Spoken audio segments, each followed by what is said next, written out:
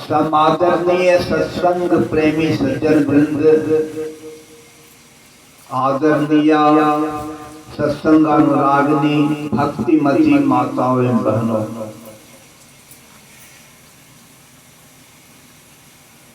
हम लोग जीवन में सुख चाहते हैं।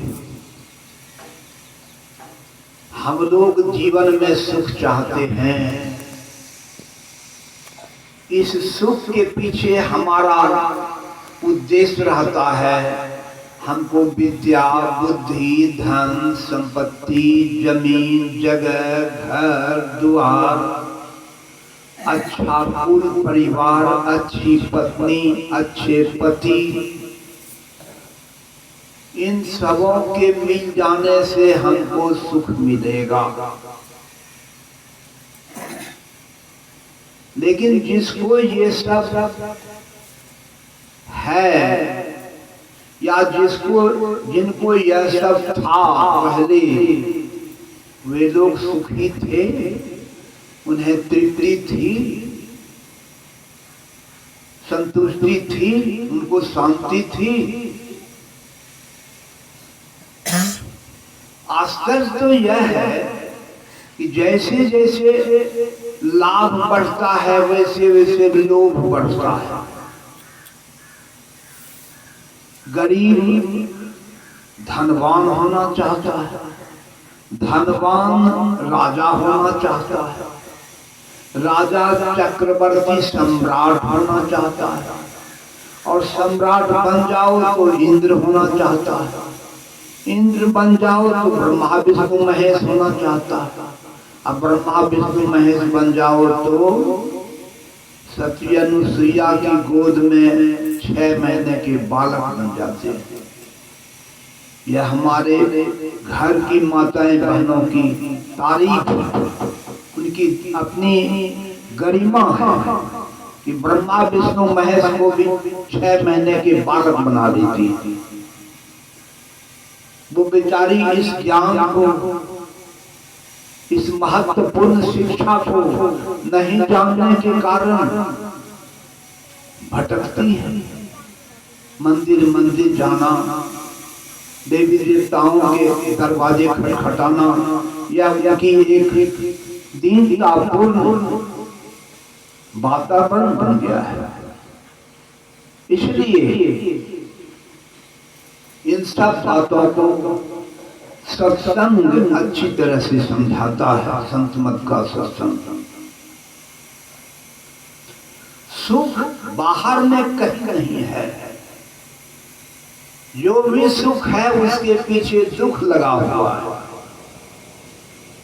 जो भी सुख है उसके पीछे दुख लगा हुआ है।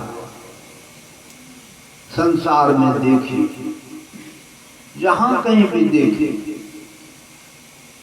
हमारे यहाँ ऐतिहासिक दृष्टि से बड़े बड़े राजा लोग, बाहर से भी लोग आए, हमारे भारत पर चढ़ाई करके बहुत कुछ लूट पाट करके ले गए। अंग्रेजों की सत्ता थी, आज वह सब नहीं है। लोग कहते हैं कि यह भारत स्वतंत्र है। नहीं, इनसे मैं पूछता हूँ, धीरज है कि धीरज? धीरज, भारत स्वतंत्र है कि परतंत्र है? स्वतंत्र है। स्वतंत्र है। नेट पर तुम देखो, 99 वर्ष के लिए इसको लीज पर दिया गया। 99 वर्ष पर के बाद फिर इंग्लैंड चढ़ेगा। कौन कहा दिया? नेट पर तो सब आ गया। अच्छे अच्छे लोग नहीं जानते हैं। स्वतंत्रता दिवस जो हम मनाते हैं यह नकली है, नकली। अच्छे अच्छे नेता लोग देश को बर्बाद कर रहे हैं। अभी भी हजारों लाखों जनता का खून शोषण करके अपना घर भर रहा है। लेकिन यह सब हम लोगों का विषय नहीं है। हम लोगों का विषय आध्यात्मिक है, लेकिन इसमें थोड़ा सा विश्लेषणात्मक दृष्टि से यह दिखाना है कि यहाँ एक दूसरे के खून के प्यासे हैं। आजकल डॉक्टरों को देखो, हमारे यहाँ डॉक्टर लोग ऐसे ऐसे हैं, जाइए तो जांच में 10-20 हजार जांचें ले लेंगे और उसके बाद दवा लिखेंगे, उसमें भी तरह तरह की विकृतियां आ जाती, तरह तरह की विकृति, लेकिन वह फिर उसका लुप्त हो गया, यानी ले लिया। संजय को व्यास भगवान ने दिया था दिव्य दृष्टि, उसको भी ले लिया। हमारे और आपके अंदर साधना करके जो अंतर की ज्ञान दृष्टि होगी वह कोई ले नहीं सकते, वह अस्थाई रहेगी। तो उस ज्ञान दृष्टि से, दिव्य दृष्टि से हम देखेंगे कि ईश्वरीय गरिमा क्या है, ईश्वरीय महिमा क्या है। छोटा हो जाना, बड़ा हो जाना, हल्का हो जाना, भारी हो जाना, दूर की चीजों को देखना, नजदीक की चीजों को देखना, किसी के मन पर काबू कर देना, किसी को अपने बस में कर देना, ये 8 सिद्धियां अनिमा, गरिमा, लघिमा, महिमा, इसलिए तो बसी तो प्राचुर्य प्राकाम में, ये 8 सिद्धियां, ये सब हमारे पास आ जाएंगे। लेकिन इसका मिसयूज यानी दुरुपयोग करने की आज्ञा संत लोग नहीं देते हैं। इससे और आगे बढ़ो, इतना आ जाने पर ईश्वरीय महिमा, हम आकाश में उड़ सकते हैं, पानी पर चल सकते हैं। भगवान बुद्ध आकाश में उड़ते थे अपने जमाने में, उनके साथ 500 भिक्षु आकाश में उड़ते थे। यह आत्मबल का प्रयोग है, आत्मबल का सदुपयोग है।